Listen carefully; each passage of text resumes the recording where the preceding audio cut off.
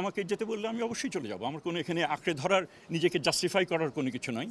আমি নিজের থেকে করার কোনো অভিপ্রায় নেই, কারণ আমি এখানে আমার কাজের কোনো এখানে ব্যত্যয় হয়েছে বলে আমি মনে করি না।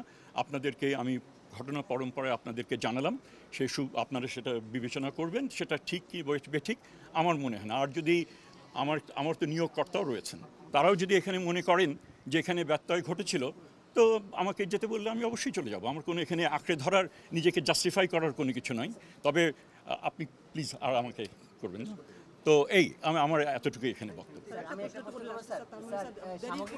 আমি আপনার তো অনেকগুলো, দুই একজন আমি একটা প্রশ্ন করতে চাই স্যার, সামগ্রিকভাবে তো মানে শিক্ষার্থী অভিভাবক সবার মধ্যে অব্যবস্থাপনা বা সবাই একটু ভোগান্তির মধ্যে পড়েছে, সেই জায়গায় কি আপনারা একটু রিগ্রেট করবেন বা না, এখানে ভোগান্তির মধ্যে আমার এই যে ব্যাখ্যা যেটা দিলাম, তারপরেও যদি আমার ধারণা তারা এই ব্যাখ্যা দেওয়ার তারা যদি ভেবে থাকেন তারা ভোগান্তির মধ্যে পড়েছিলেন, তাদের সেই ধারণাটা পাল্টাবে বলে আমি মনে করি।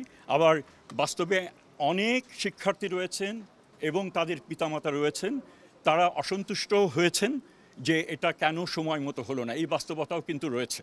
তো কাজে সেটাও একটু বিবেচনার মধ্যে নিতে হবে। এই ধরনের সিদ্ধান্ত হুট করে নেওয়া এটা মোটেই সঠিক না। যেরকম প্ল্যান করতে হয়, রোল ব্যাক করতে হলেও সময় লাগে এবং যথাযথভাবে হয়েছে, বা এটা যদি আগে নেওয়া যেত ভালো হতো, কিন্তু আগে নেওয়া সেটা সম্ভব হয়নি সঙ্গত কারণে। এটা নিয়ে এই বিষয় নিয়ে আর অন্য কোনো প্রশ্ন থাকবে? জি, মাইলস্টোন কলেজের শিক্ষার্থী যারা মারা গেছিল বা আহত হয়েছে, গার্ডিয়ান মিনিস্ট্রি হচ্ছে আপনাদের, এটা শিক্ষা মন্ত্রণালয়।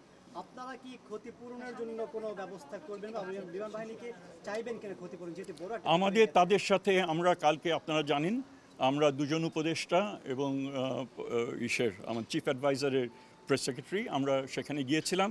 কেন গিয়েছিলাম সেটা আপনাদেরকে বলি। আমাদের মূল উদ্দেশ্য ছিল ফর্মালি স্কুলকে গিয়ে কন্ডোলেন্স জানানো on behalf of the government instructed by the chief adviser, সেটা আমাদের ছিল। আমাদের দ্বিতীয় যেটা ছিল যে সেখানে পরিবার যাদের মারা গেছেন, যে সমস্ত বাচ্চা চলে গেছেন, তাদের পরিবারগুলোর সঙ্গে যোগাযোগ করা, সেই উদ্দেশ্যেই আমরা সেখানে গেলাম। যাবার আগে থেকেই অবশ্য আমরা একটা দাবিনামা, 6 দফা দাবিনামা আমরা সেটা পেয়েছিলাম।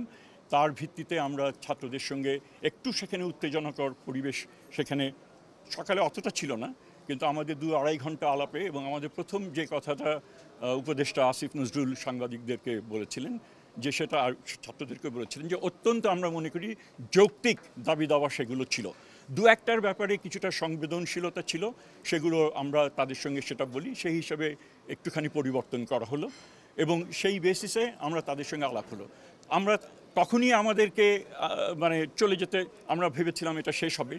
কোনো কারণে দেখা গেল উত্তেজনা আরও প্রলম্বিত হলো, বাইরের থেকেও লোকজন এটা আসলেন এবং আমরা পত্রপত্রিকা আপনাদের মাধ্যমেই জেনেছি এখানে কী ধরনের ঘটনা ঘটেছে, ইনফিলট্রেশন কীভাবে হয়েছিল অ্যান্ড অল দ্যাট।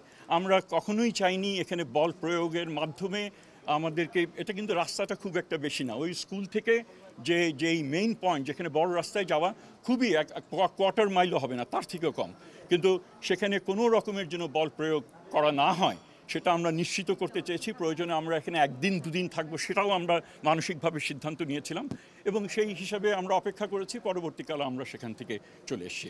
এখানে যেই দাবি দাওয়াগুলো আপনি যেটা বলছেন সেগুলো অবশ্যই সেখানে আছে, সরকার সেই বিষয়ে বিবেচনা করছেন, আমরা সেই কমিটমেন্ট আমরা দিয়ে এসেছি। আমরা এটুকুও বাড়তি, ওরা যেটা চায়নি সেটা যেটা বলেছি যে যারা গত হয়েছেন তাদের পরিবারের জন্য কবরস্থানে জায়গা, সেখানে স্পেস সেখানে দেওয়া হয়েছে। এই ধরনের যতটুকু সম্ভব আমরা এটা করব। আমরা সংবেদনশীল, তাদের চিকিৎসারও যথাযথ ব্যবস্থা সেগুলো সেখানে করা হবে। এখান থেকে আসলে শিক্ষা মন্ত্রণালয় এবং সরকারের লার্নিংটাকে আপনারা ডিফেন্স মিনিস্ট্রির সাথে কথা বলবেন কিনা? না, এখানে ডিফেন্স মিনিস্ট্রির সাথে আমাদের কথা বলার কিছু নেই। এখানে সরকারের বিভিন্ন কর্তৃপক্ষ